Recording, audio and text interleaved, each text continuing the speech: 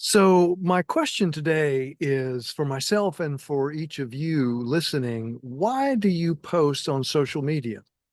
Why do you post on LinkedIn or X, or if you post to YouTube or any of the podcast platforms, Facebook, etc., social media? Why do you do that?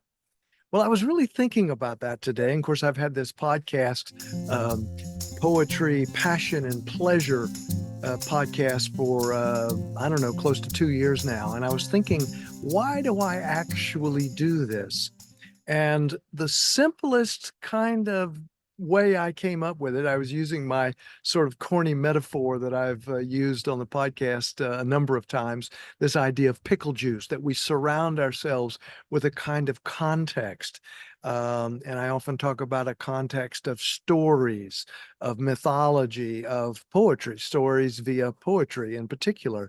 And that this, because we are such social animals, we're such story-based uh, creatures, that this is really important for who we are in the world, how we show up in the world, are the stories that we marinate in. In other words, what we pickle ourselves in. And, I find it really interesting, particularly in a culture where we believe that almost it's like we're paradoxically, we've learned to believe that context doesn't matter, that the pickle juice doesn't matter. It's almost like we are swimming in a context that says context doesn't matter. So anyway, um, but if I really got down to it, why do I post? And again, I want to ask the question sort of universally and have you think about it as well in what I want to bring today.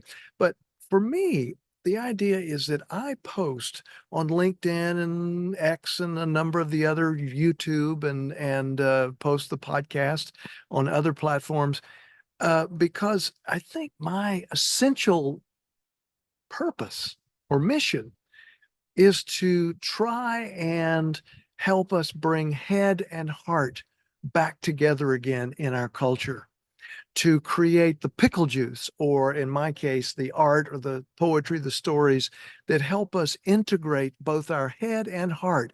Because I believe more than ever, given the meta crisis, given the political, social, ecological crisis that we face, that it is going to require the strategy, the intellect, the brilliance of our minds at their best, as well as the heart, its intuition, its felt sense of the world, our feelings, our emotions, our empathy, our empathetic response, that it's going to require both of those, head and heart, coming together if we are going to, in effect, um, to be able to get to these nth order responses and solutions that give us any chance at all of having success with all of the complex, paradoxical challenges that are coming at us, again, politically, socially, ecologically.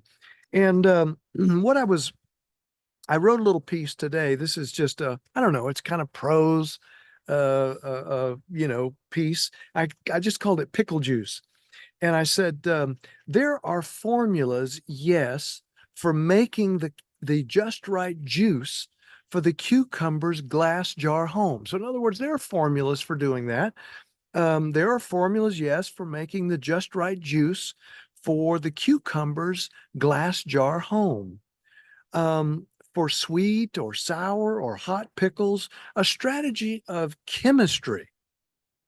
But as for just how the juice does its thing, how it works, well, we are up and way over our explanatory heads.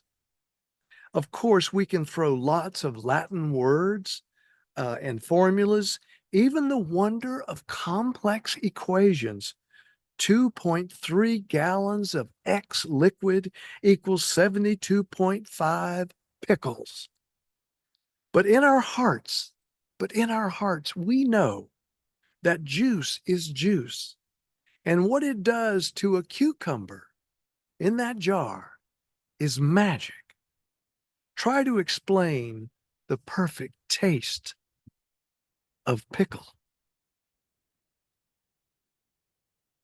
You see, what I was thinking is that each of us we're putting comments and essays and responses, and we're saying things, and we're putting our art. We're doing all sorts of things to communicate. In this case, we're talking about social media, via, via social media, LinkedIn, many others, as we've talked about. We're doing that because we want to have some kind of positive effect on our fellow human beings, our fellow earthling travelers on this planet. That's why we're doing it. I mean, what else, what other reason would there be? We want to affect other people. And many people, I see so many people with big hearts, um, on many of these platforms on social media. Of course, there's the other two, but I see many, many people with big hearts that really do, in my estimation, want to help in any way they can. Um, and so I was, one other little piece, which is kind of poetic, and it's written by, it's a wonderful book by John Tarrant called Bring Me the Rhinoceros, and it's about Zen, teaching Zen stories. And sort of deep into the book, Tarrant says it like this, and it's a little bit about this purpose idea. Why do we do what we do? He said, we can't say, Terrence says this in Bring Me the Rhinoceros, we can't say that human lives have a purpose. We can't say that human lives have a purpose, since a purpose would be smaller than we are. It's an interesting way to think about it, isn't it?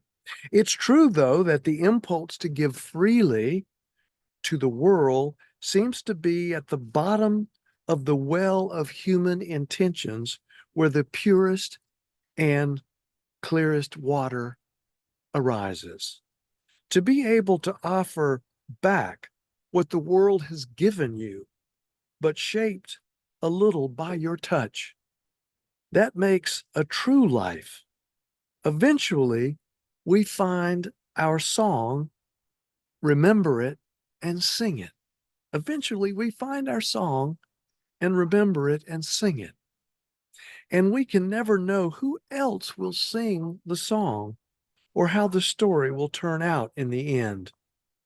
It ripples widen, it ripples widen beyond us, and there is no end in sight.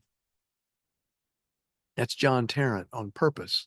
And I love that, because he's really saying that we're each trying to find our own song. We're each trying to find our own song to sing in the world, having no idea who's going to take on that song, or if anybody else is going to sing it, or if it's going to have the effect or an effect on other people.